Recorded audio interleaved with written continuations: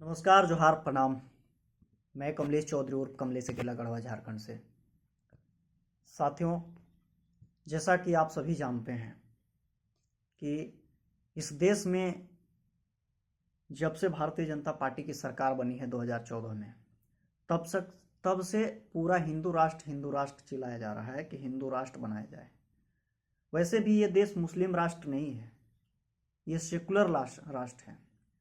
भारत संविधान से चल रहा है, बाबा साहब अम्बेडकर के लिखे हुए संविधान से, जिसमें सभी धर्म, सभी जाति, सभी पशु पंछी, मानव, जीव जंतु सबका सम्मान किया जाता है। सेकुलरिज्म है।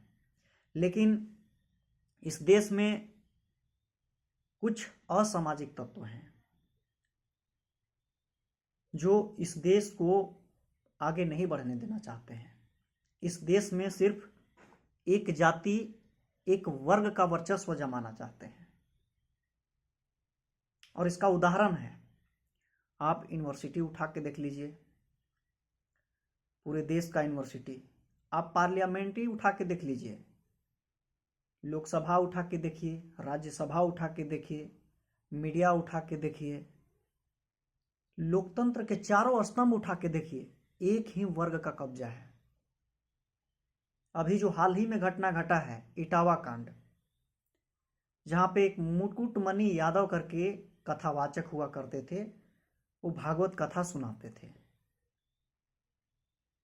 अगर वो कथा गलत सुनाते, पूजा पाठ गलत कराते, गलत साबित करते,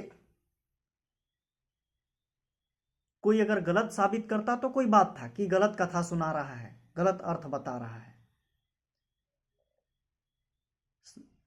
स्पष्ट लिखा गया है गीता में, चाहे कोई भी वेद हो, पुराण हो, उन सब में आप उठा करके देख लीजिए, धर्म के मामले में, आस्था के मामले में कहीं ऐसा कुछ लिखा नहीं गया है। लेकिन जो ये ब्राह्मणों के द्वारा, मनवादियों के द्वारा जो लिखा गया पोथी पत्र है, उसमें ऐसा ऐसा शब्द लिखा गया है कि आप यकीन नहीं करेंगे।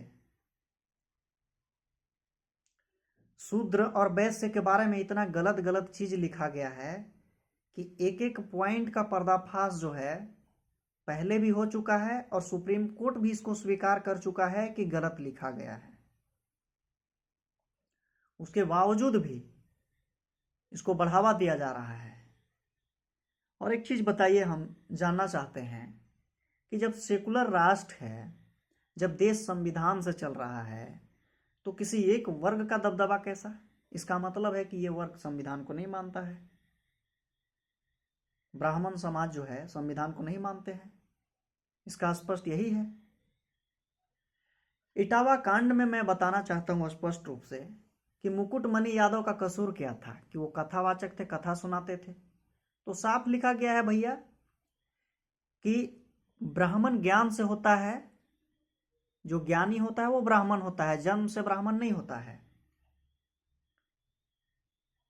और अगर जन्म से ब्राह्मण होता है तो जब अंग्रेजों का शासन नहीं था इस देश पे, जब मुगलों का शासन नहीं था, उस समय भी इन दलितों पर अत्याचार हुआ करता था, आदिवासियों पर छुआछूत। इसका उदाहरण है सती प्रथा, जो स्तन पर टैक्स लगाया गया था।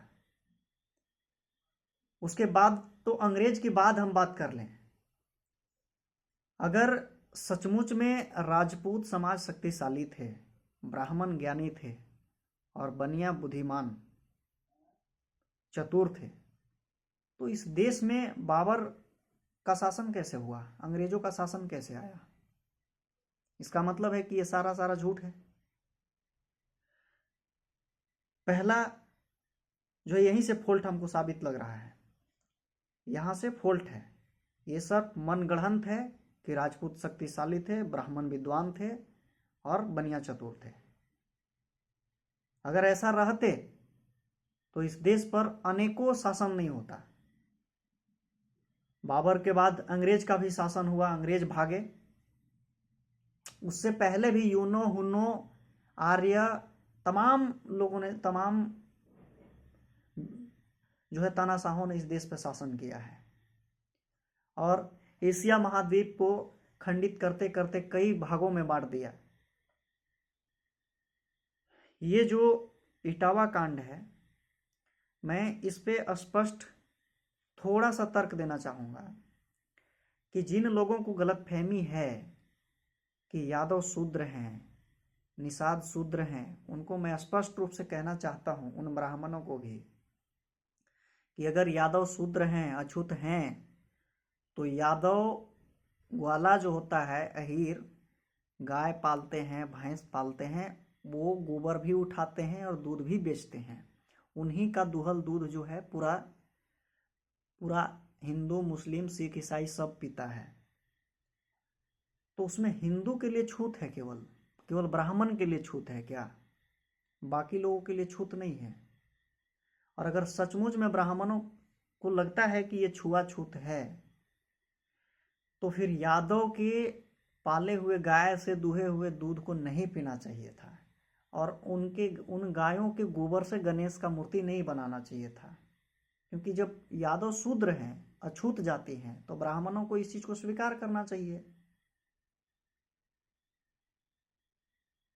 मलाह अगर मछली मारता है और मलाह शूद्र है, निषाद शूद्र है, अछूत है, तो मल्लाहों के मारल मछली नहीं खाना चाहिए, मल्लाहों के नाव पे नहीं चढ़ना चाहिए। तो ब्राह्मण खुद ही नियम बनाया और खुद ही नियम तोड़ता है। गाय भी ब्राह्मण पाल रहा है, दूध भी ब्राह्मण बेच रहा है और मछली मांस भी ब्राह्मण खा रहा है। हमारे भी पलामू गढ़वा में ब्राह्मण मछली मांस खाते हैं। हमारे पूर्वज लोग, हमारे पिताजी लोग, गार्जियन लोग हमारे मछली मार करके ब्राह्मणों को खिलाए हैं। तो वो अछूत नहीं है। और सचमुच में अगर सबका अलग अलग पेशा है, मलाहों को मछली मारना, नाव चलाना, यादवों को भैंस गाय पालना, तो फिर ब्राह्मणों को छोड़ देना चाहिए भैंस गाय पालना, मछली खाना छोड़ देना चाहिए, मांस मछली नहीं खाना चाहिए। ब्राह्मण केवल पूजा कराता मंदिर में, ब्राह्मणों को नौकरी छोड़ देना चाहिए था। ब्राह्मण लोग को जज बनने की जरूरत ही नहीं थी, वो मंदिर में बैठते। ऐसा अगर था तो यहाँ सबसे बड़ा फॉल्ट है कि ब्राह्मण इस देश पर शासन करना चाहते हैं, इस राज पे, इस देश में ब्राह्मणत्व स्थापित करना चाहते हैं।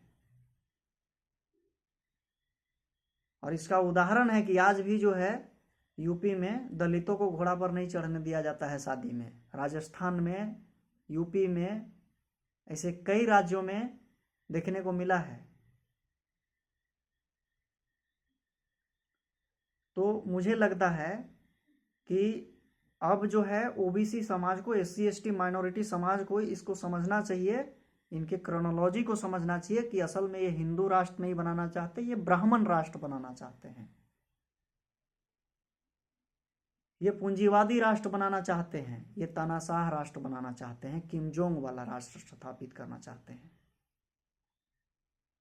ये नहीं चाहते कि सेकुलर राष्ट्र है। ये हिंदू राष्ट्र के आड़ में ये अपना ब्राह्मणत्व स्थापित करना चाहते हैं। इससे यही साबित होता है। मुकुटमणि यादव का दोष क्या था भाई? वो तो कथा सुना रहे थे, कथावाचक थे। और अगर सच में यादव शूद्र होता है, अछूत होता है, तो इनके पाले हुए गाय का दूध, गाय का गोबर को यूज नहीं करना चाहिए ब्राह्मणों को, और ब्राह्मण को भी छोड़ देना चाहिए गाय भैंस पालना, क्योंकि उनका तो काम है मंदिर में पूजा पाठ कराना। उनको सब्जी उगाना छोड़ देना चाहिए, खेती करना छोड़ देना चाहिए। वो अपना मंदिरे से पालन पोषण सब कर ही लेंगे, तो फिर उनको जुडिशियरी छोड़ देना चाहिए, मीडिया छोड़ देना चाहिए, राज्यसभा छोड़ देना चाहिए, उनको जाकर के मंदिरे में पूजा कराना चाहिए। जब ऐसा है तो ये मुझे लगता है कि सारा सर गलत है। मैं इस घटना की निंदा करता हूं और मैं तमाम एससी एसटी ओबीसी माइनॉरिटी से अनुरोध करता हूं कि अगर ये नहीं मानते हैं बात से, तो इनको कड़ा जवाब दीजिए।